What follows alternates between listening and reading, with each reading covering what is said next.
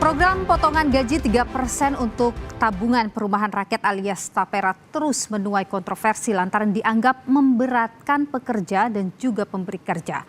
Namun di tengah penolakan Tapera untuk pekerja swasta dan pekerja mandiri, laporan Badan Pemeriksa Keuangan pada 2021 menyebut ada lebih dari 124.000 pensiunan PNS yang belum mendapat pengembalian dana Tapera sebesar 567 miliar rupiah. Dari laporan BPK juga di tahun 2022 ada penyaluran dana pembiayaan perumahan sebesar 26 miliar rupiah dinilai tidak tepat sasaran. Dengan sederet temuan masalah, kepercayaan publik pada potongan pendapatan untuk program Tapera semakin rendah. Seperti apa pemerintah menyikapi hal ini akan kita bahas setelah tayangan berikut ini.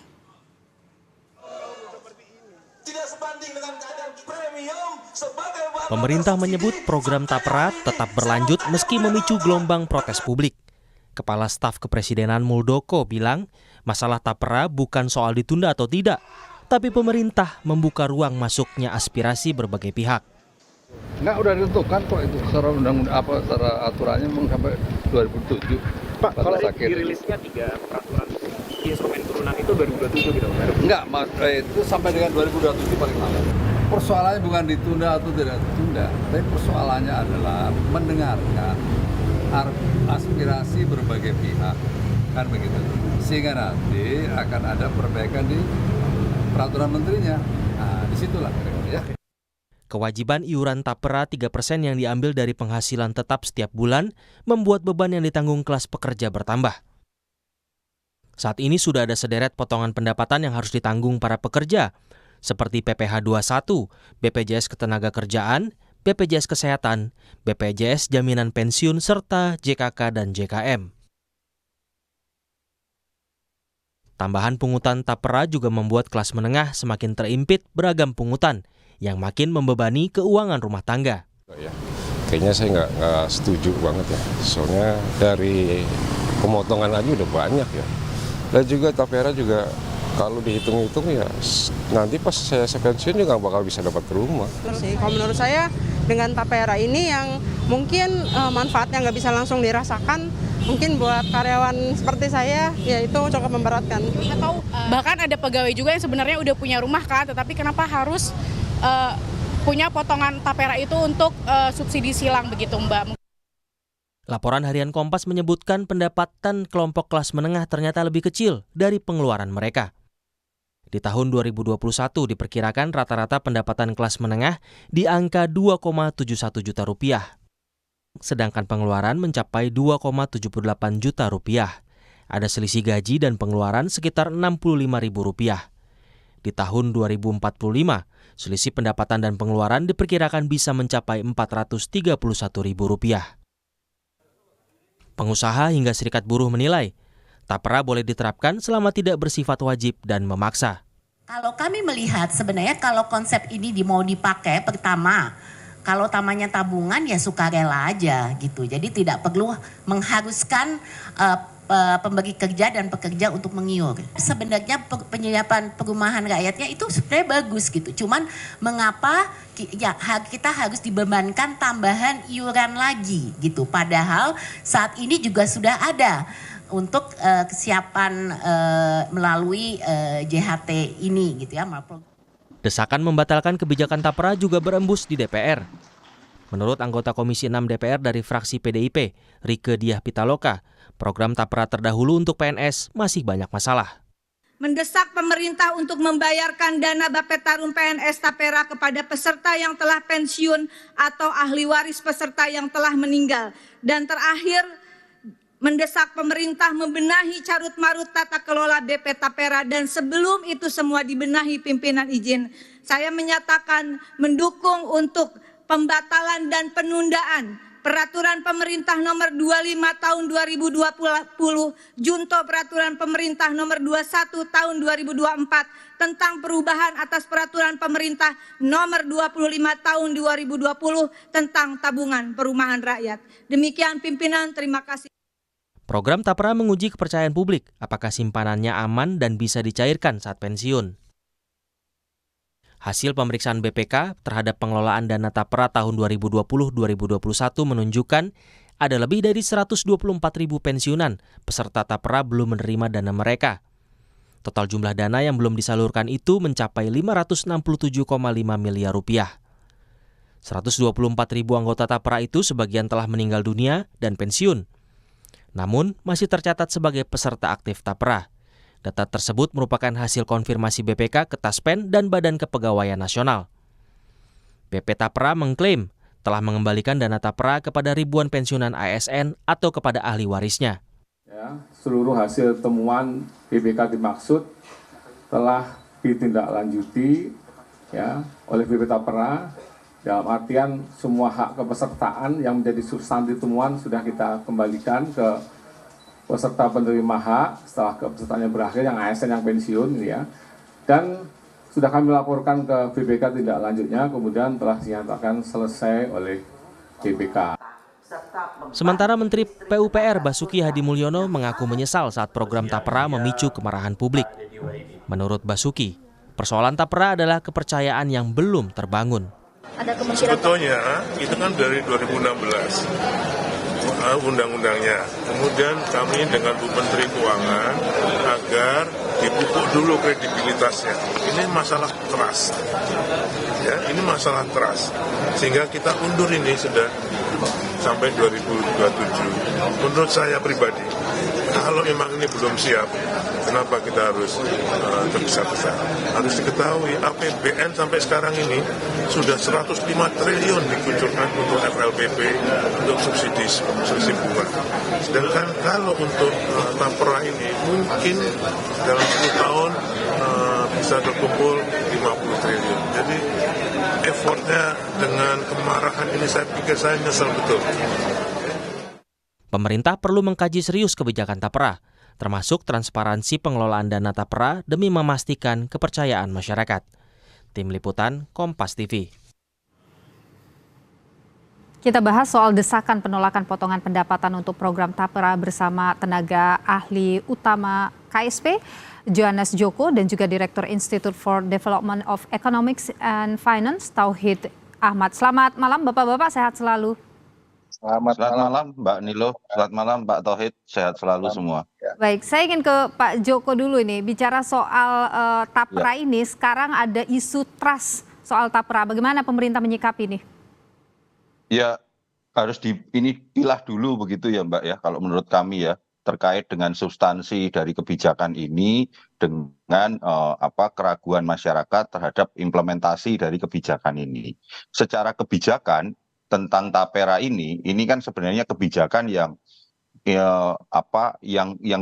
bagus begitu, karena bagaimanapun juga kita harus menyadari ada problem tentang penyediaan rumah untuk masyarakat, terutama masyarakat berpenghasilan rendah, di mana masyarakat berpenghasilan rendah itu mengalami kesulitan akses untuk bisa mendapatkan rumah, ataupun membangun rumah, ataupun merenovasi rumah, pembiayaannya, karena biayanya kalau seandainya kredit itu didapatkan dari bank komersial, itu sekarang nilainya tinggi sekali dan besar sekali begitu. Sementara di satu sisi pemerintah selama ini sudah berupaya untuk menutupi itu dengan memberikan FLPP begitu, fasilitas likuiditas pembiayaan perumahan. Nilainya juga tidak kecil, tetapi itu tampaknya masih kurang begitu Mbak, untuk bisa bagaimana masyarakat berpenghasilan rendah ini bisa mendapatkan sarana perumahan begitu. Lah pada titik ini kita harus kita lihat dulu gitu loh, bahwa semangatnya sebenarnya upaya dari tapera ini adalah upaya untuk agar masyarakat berpenghasilan rendah ini bisa mendapatkan pembiayaan rumah dengan terjangkau begitu. Karena dalam hitung-hitungan kami misalnya secara simulasi, kalau seandainya kredit itu diajukan melalui bank komersial itu kan bunganya bisa 15-20%, kemudian jangka waktunya 20 tahun. Sementara kalau nantinya tapera ini menggunakan dana tapera itu pembiayaannya bisa 30 tahun, kemudian bunganya 5%. Itu selisihnya jauh sekali begitu, Mbak, untuk bisa dirasakan oleh masyarakat.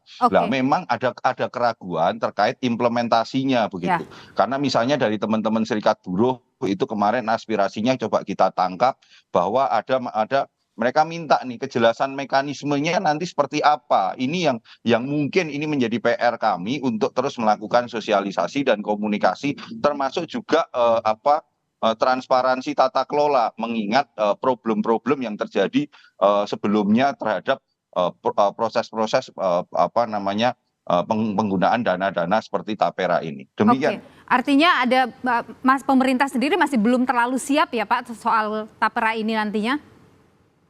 Kalau dari sisi kesiapan sebenarnya sudah siap, tetapi sekali lagi ini kan dalam sebuah kebijakan itu pasti ada pro dan kontra begitu. Nah, dalam konteks yang kontra ini kita mendengar begitu pemerintah seperti yang disampaikan oleh Bapak Kepala Staf Kepresidenan Pak Muldoko kemarin, jangka waktunya itu kan untuk melakukan mengeksekusi kebijakan ini itu masih sampai ada waktu sampai 2027. Dalam waktu 3 tahun ini maka ya sekali lagi mari terus kita berkomunikasi, kita coba sosialisasikan sehingga ada upaya untuk terus mencari celah-celah perbaikan terhadap celah-celah yang ada. Demikian. Baik, Pak Joko, begini, kebijakan ini dianggap kemudian tidak sensitif pada isu ekonomi masyarakat Indonesia saat ini. Karena kita tahu bahwa setelah ada COVID, ini kan angka pengangguran tinggi, kebutuhan daya beli masyarakat kemudian juga turun.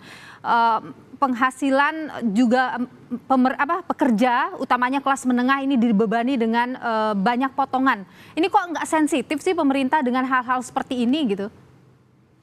Ya, kalau sekali lagi keputusan kebijakannya kan ini eksekusi pungutannya itu kan butuh masih waktu 3 tahun berdasarkan dari PP 25 2020 di mana eksekusi pelaksanaannya itu paling selambat-lambatnya dilakukan 7 tahun setelah pembentukan BP Tapera. Tetapi semangatnya pemerintah kan melihat bahwa ini kebijakan ini bagus begitu, tetapi memang kalaupun memang ada masukan-masukan dan suara-suara dari masyarakat, lah ini terus yang akan kami kelola. Pemerintah sudah jadi cenayang begitu Pak Joko, dalam 3 tahun masyarakat akan mampu, ekonominya akan membaik begitu?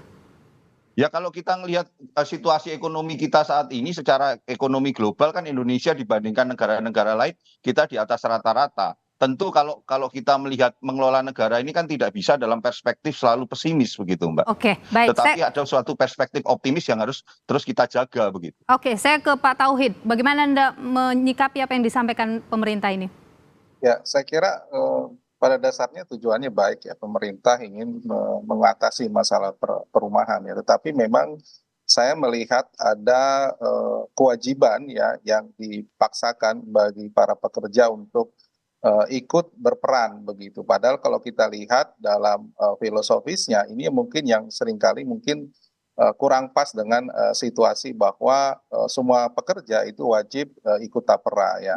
Padahal dalam pemanfaatannya itu tidak semua mendapatkan manfaat yang sama begitu. Ada yang bisa mengakses kredit tapi ada yang juga tidak bisa. Nah, itu yang kemudian rasa ketidakadilan dalam mendapatkan hak dalam tapera, itu yang pertama.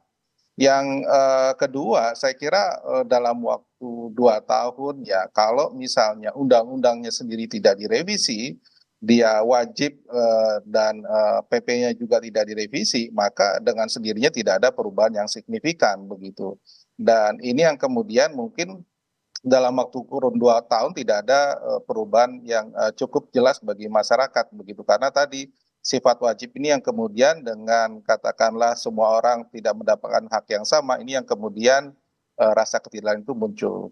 Yang kemudian dari sisi ekonomi kalau kita lihat proyeksi ya dari KEM PPKF yang disampaikan, dalam waktu kurun 3 tahun sebenarnya ekonomi kita tidak terlalu signifikan naiknya begitu. Ya masih tetap angka 5% ya, itu juga sudah paling tinggi begitu, tidak terlalu baik ya. Namun memang tingkat konsumsi masyarakat, daya beli yang saya kira masih menjadi persoalan utama kita ya.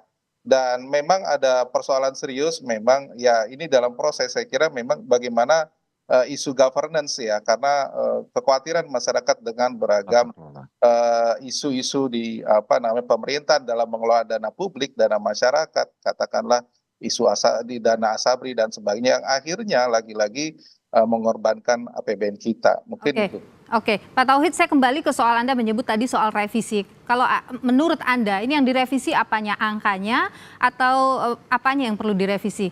Kalau Masalah saya lihat wajib tadi? adalah ya kalau saya lihat di pasal 7 undang-undang ini ya, Undang-Undang Nomor 4 bahwa disebutkan tahun 2000 pasal 7 setiap pekerja dan pekerja mandiri Wajib. yang berpenghasilan paling sedikit sebesar upah minimum wajib menjadi peserta. Nah, ini yang saya kira kita akhirnya bagi peserta yang katakanlah penghasilannya yang katakanlah telah memiliki rumah atau tidak berminat atau memiliki beban ekonomi yang lain dan memang mereka diberi kebebasan untuk memilih, maka dengan undang-undang ini wajib. Karena itu saya kira pasal 7 ini menjadi momentum apabila 2 tahun ini dikasih waktu untuk perubahan. Nah, inilah yang menjadi dasar bisa dilakukan perubahan begitu. Oke, mungkin tidak. Yang kedua, silakan lanjut. Ya, saya kira katakanlah bahwa pemerintah memang bertujuan menghimpun dan menyediakan dana murah jangka panjang yang berkelanjutan. Mau tidak mau memang lagi-lagi bahwa tetap pemerintah bertanggung jawab ya sesuai dengan Undang-Undang Dasar 1945 mengenai tempat tinggal, maka tidak bisa semuanya itu diserahkan pendanaan itu ke masyarakat bebannya. Jadi ada unsur yang katakanlah memang pemerintah terutama bagi MBR menyediakan dana murah dan di banyak negara kalau kita lihat di banyak tempat subsidi dari pemerintah di banyak negara tetap diberlakukan ya dengan tidak membebankan gotong royong bagi masyarakat yang mampu begitu. Oke, Pak Joko, apakah itu mungkin bisa diubah begitu soal wajib tadi? Iya, kalau itu kan ranah di undang-undang ya Mbak, di ranah legislasi di teman-teman DPR. Sekaligus dalam forum ini menjadi forum yang sangat berharga untuk kami klarifikasi segala sesuatu yang hari ini menjadi perdebatan di publik itu ranahnya bukan di peraturan pemerintahnya Mbak begitu, bukan di PP 25 tahun 2020 maupun PP 21 tahun 2024, karena kewajiban itu terjadi karena adanya pasal yang disampaikan Pak Tauhid tadi di pasal 7 Undang-Undang Nomor 4 tahun 2016 lah. Pada titik ini sebenarnya pemerintah itu menjalankan amanat dari undang-undang terkait masalah pengelolaan dana tapera. Tetapi sekali lagi beginilah Mbak, kondisi hari ini kita harus sama-sama melihat dengan fair dan jernih bahwa upaya pemerintah untuk membantu masyarakat berpenghasilan rendah melalui kredit dengan subsidi dan segala macam itu terus dilakukan, tetapi ini tidak cukup begitu karena kebutuhannya backlognya itu cukup tinggi 9,9 juta, sementara apa yang sudah coba dilakukan pemerintah melalui fasilitas kredit FLPP itu hanya bisa sampai 100 tahun ini saja, itu hanya dengan dana 13,27 triliun itu hanya bisa mengcover 166.000 unit rumah begitu Mbak. Artinya ini menjadi sesuatu yang mendesak juga karena bagaimanapun juga kita tahu bahwa saat ini ada bonus demografi dan salah satu kebutuhan 3 kebutuhan pokok itu adalah kebutuhan papan, dan inilah yang menjadi mau tidak mau memang ini sebuah kebijakan yang di satu sisi tidak mudah begitu, pasti akan muncul pro dan kontra. Dan itulah kemarin yang juga disampaikan oleh Pak Basuki, Pak Menteri PUPR, beliau menyesalkan adalah bukan menyesalkan terkait kebijakannya, tapi menyesalkan bahwa komunikasi yang perlu dilakukan kepada publik sehingga publik menangkap misleading terhadap kebijakan ini yang belum dilakukan secara optimal. Dan dalam kurun waktu 2-3 tahun ke depan ini adalah tugas bersama kita untuk bersama-sama terus mengkomunikasikan kepada publik, kalaupun ada celah-celah yang harus diperbaiki, kalaupun ada celah-celah yang memang harus direvisi, ya inilah waktunya untuk kita melakukan bersama. Tetapi sekali lagi dalam kesempatan ini nahwanya yang harus kita tangkap bersama. Nahwa bagaimana masyarakat berpenghasilan rendah bisa mendapatkan bantuan rumah yang layak begitu. Oke, kita garis bawahi itu Pak Joko, tapi yang paling juga penting adalah memahami kondisi ekonomi masyarakat Indonesia saat ini. Itu yang kemudian diinginkan oleh masyarakat untuk didengar oleh pemerintah. Pak Tauhid, terakhir, Anda optimis kemudian ini akan menjadi solusi untuk backlog perumahan yang dengan rumah subsidi saja itu dulu backlognya masih sangat besar? Ya, karena kalau lihat ya dengan data-data sebenarnya kan 1 juta rumah relatif tercapai, tapi kebutuhannya per tahun rata-rata 1,5 sampai 2 juta ya. Dengan ini pun saya kira masih tetap ada backlog begitu ya. Saya kira skema-skema lain itu juga harus perlu dilihat ya. Oke. Dan terutama yang kita punya problem sendiri juga banyak masyarakat kita yang sebenarnya di atas MBR ya, itu juga banyak yang belum memiliki rumah ya, tetapi mereka juga tertekan dengan bunga kredit perbankan. Nah, ini yang kemudian hak mereka melalui regulasi ini itu yang kemudian tidak terakomodasi, sehingga mereka banyak yang protes terutama di kalangan kelas menengah ini begitu. Oke, baik. Terima kasih Pak Tauhid dan juga terima kasih Pak Joko sudah berbagi pandangan di Terima kasih, Sapa Mbak. Indonesia. Malam sehat selalu.